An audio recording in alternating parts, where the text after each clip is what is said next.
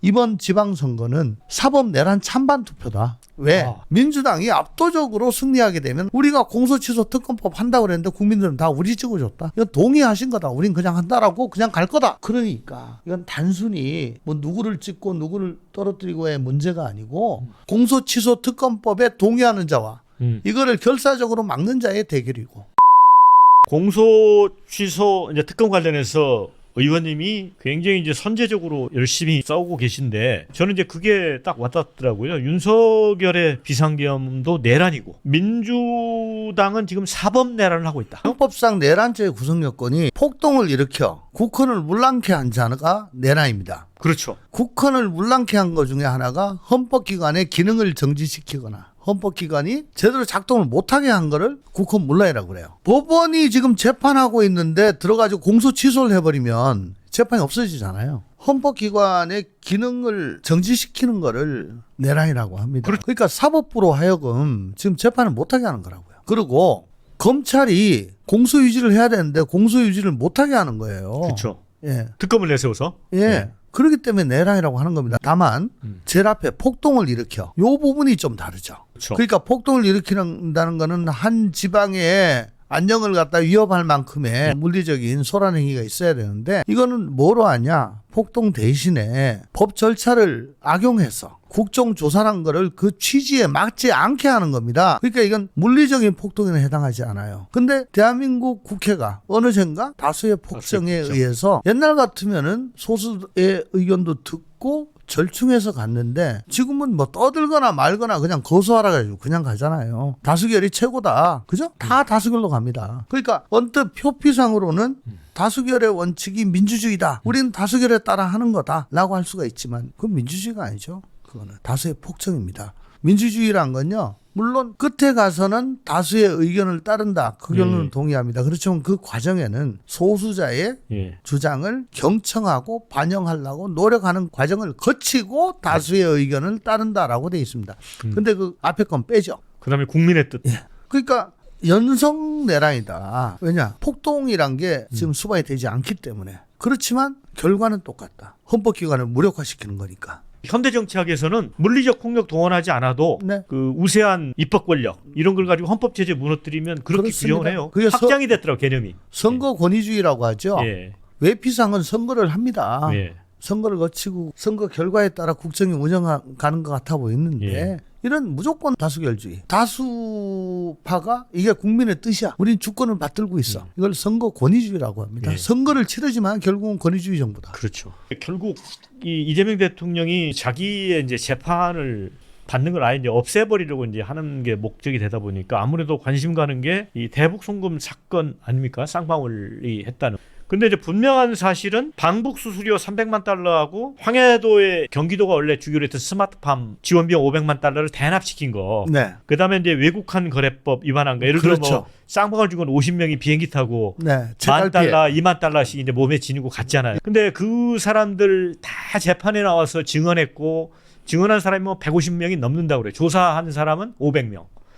3심까지 해서 대법원이 확정 판결을 한 거 아니에요? 그러니까 돈이 건너간 건 맞잖아요. 맞죠. 그래서 이제 이재명 대통령이 제3자 뇌물수수 특가법 요게 돼 있는데 이거를 지금 민주당은 청문회에서 모든 게 다 아닌 걸로 드러났다고 주장하잖아요. 어떻게 보세요? 100번을 양보해서 그렇게 드러났다고 칩시다. 그러면 그렇게 드러난 사실들을 나머지 공범들 재판이나 혹은 재심 청구를 해서 증거가 오염됐다 해서 그걸 사법부에서 얘기를 들어보고 맞네라고 해가지고 재심에서 무죄를 털거나 공범들 재판에서 검찰 측 증거를 배척하고 사실 인정에 이걸 못 쓰게 하고 증거 능력이 없다고 해서 그래서 무죄를 받으면 될 거잖아요. 100번을 양보해서 그게 사실이라고 하더라도 근데 사실이 드러나지 않았음에도 불구하고 사실이 드러났다고 지금 특검을 만들어서 그걸 다시 수사해가지고 영장판사도 특별하게 따로 두고 그러니까 입맛에 맞는 판사가 영장 자판기를 하게 하는 거죠. 구속영장 뭐 압수영장, 강제수사. 그러니까 그게 사실이어도 현 사법 시스템 내에 얼마든지 할 방법이 있어요. 근데 왜 그걸 안 하는 거야?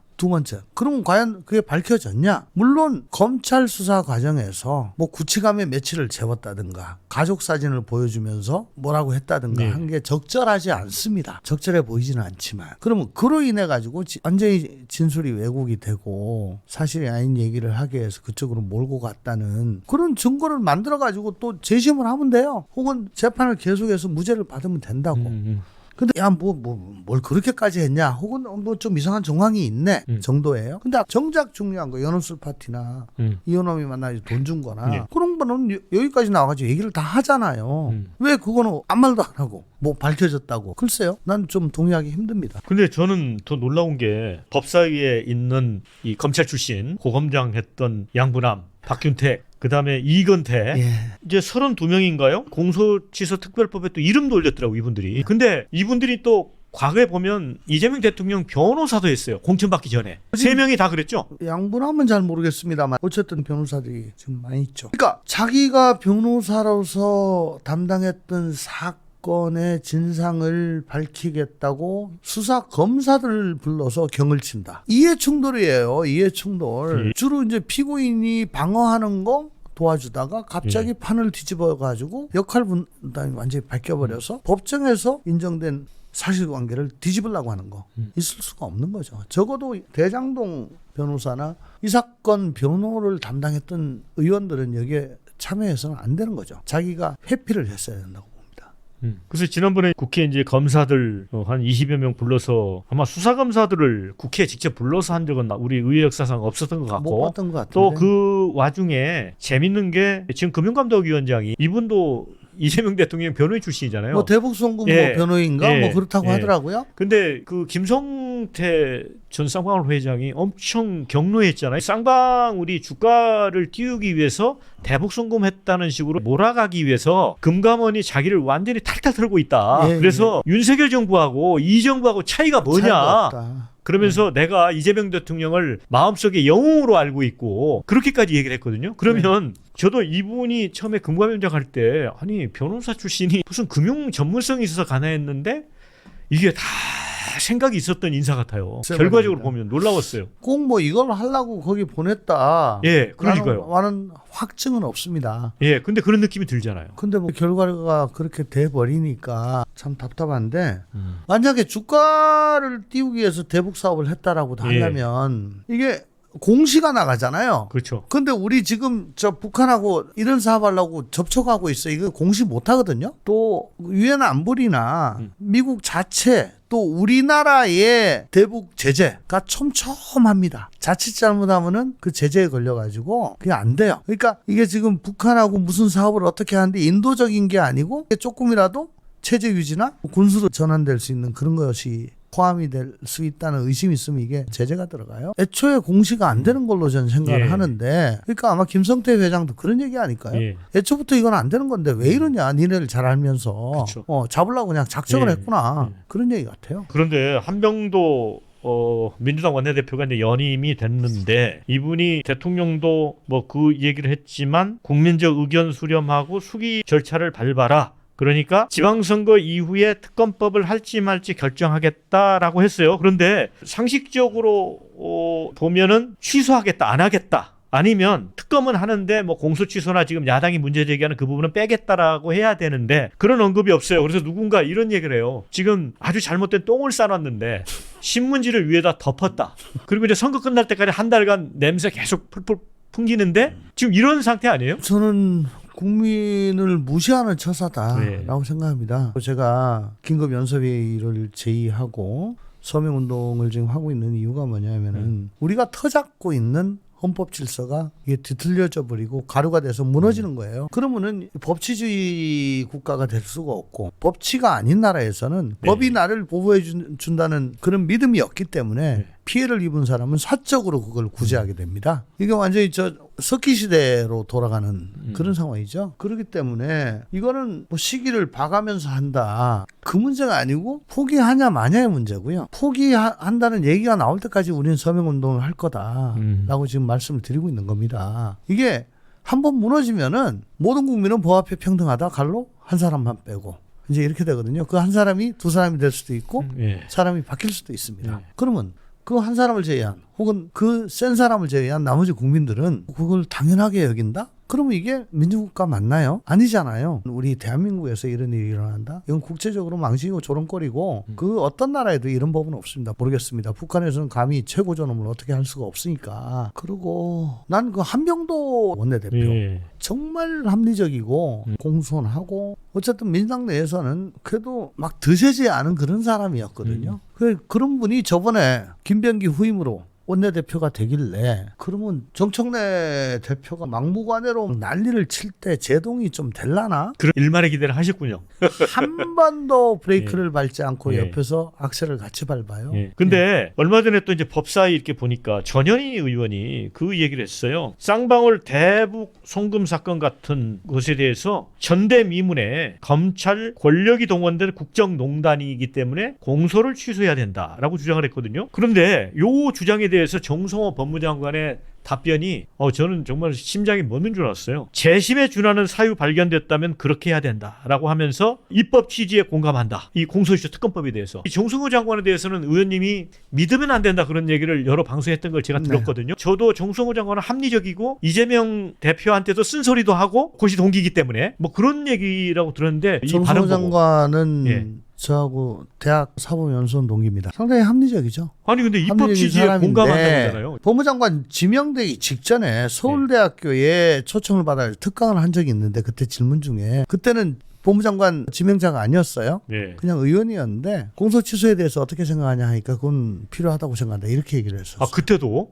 예. 그럼 일관된 거네요 지금? 그러니까 그때 이제 제가 다른 방송 나가지고 물어보길래 음. 저 사람 믿으면 안 된다. 저 사람 믿으면 큰 코 다친다. 왜? 네. 똑같은 얘기를 해도 강성파 그러니까 뭐 추미애나 정청래나 서영교가 얘기를 하면 그거 감안하고 듣는다. 아, 저 사람들은 원래 그런 사람이니까. 근데 정성호가 얘기하면 평소에 합리적이라고 생각을 했으니까요. 그걸 별 의심 없이 그냥 수용하게 되는데 그게 제일 위험한 거다. 많은 부분에 있어서 정성호 장관은 일견 강경파와는 다른 목소리를 내고 좀 합리적으로 들리는 얘기를 한다. 그러나 민주당에 정말 사활적 이익이 걸린 것이나 이재명 대통령의 사법 리스크와 관련된 문제에 대해서는 절대 그렇게 안 한다. 그러니까 이걸 섞어 쏘기 때문에 헷갈린다. 헷갈려 하지 마시라.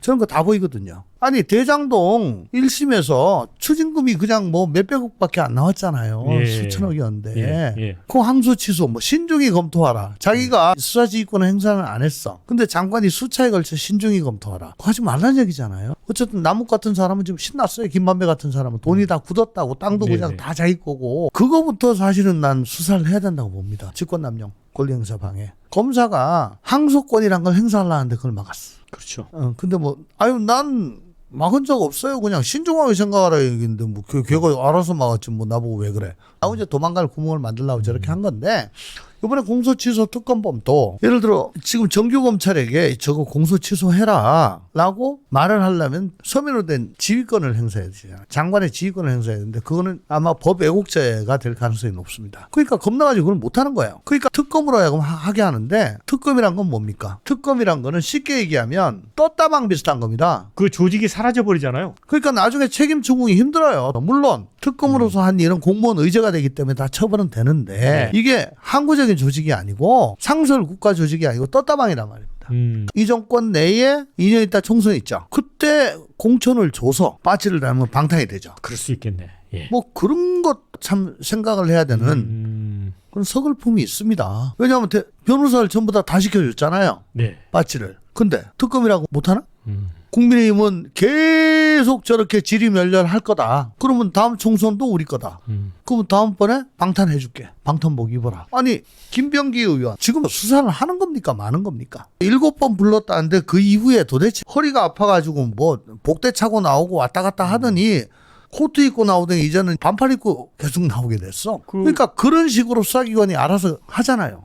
문재인 민주당하고 이재명 민주당 정권을 거치면서 세계에서 1, 2등을 다투는 그런 깔끔한 치안 서비스 또 사법 서비스를 해줄 수 있을까? 난 거기에 대한 확신은 안 들어요. 오세훈 시장이 정원호 민주당 서울시장 후보에게 요구를 했습니다. 공소시효 특검에 대해서 입장이 뭐냐. 근데 지금 정부 각지에 네. 국민의힘 후보들이 민주당 후보들한테 묻고 있습니다. 당신 입장은 뭐냐? 그걸 왜 제가 제일 먼저 했냐면 아까도 말씀드렸다시피 이거는 정말 중차대한 일이기 때문에 우리가 터잡고 있는 땅이 그냥 흔들린 거고 갈라지는 거고 허물어지는 거예요. 그 이걸 막아야 돼요. 누가 막겠어요? 제일 등치 큰 제일 야당이 나서서 막아야지. 네. 근데 지도부의 리더십이 붕괴가 됐어. 말에 힘이 없어. 그러면 저는 그쪽의 감수성이 강하기 때문에 선거를 앞두고 오만하게 무도하게 이걸 하겠다? 이건 무슨 배짱이냐? 그러면 난 던질 수밖에 없다. 어떻게? 여기 동의하는 광역의원들, 수도권 의원들 오늘 오후에 보자. 가장 급하게. 너무나 절박하니. 근데 이걸 기초단체장까지 모여라? 불가능합니다. 숫자 너무 많습니다.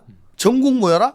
안 됩니다. 불가능합니다. 그렇기 때문에 타협적으로 수도권에 있는 광역단체장들 다 모여라. 동의하는 사람들. 그래서 그 다음날 오전에 했잖아요. 네, 네. 그러면서 같이 싸우자. 그리고 이제 서명운동 지금 막 들어가서 이제 막 굴러가고 있는데 그날부터 저는 국민의힘이 서울, 충청, 전라도까지 포함한 광역단체장 후보들이 모여가지고 그걸 하더라고. 잘한다.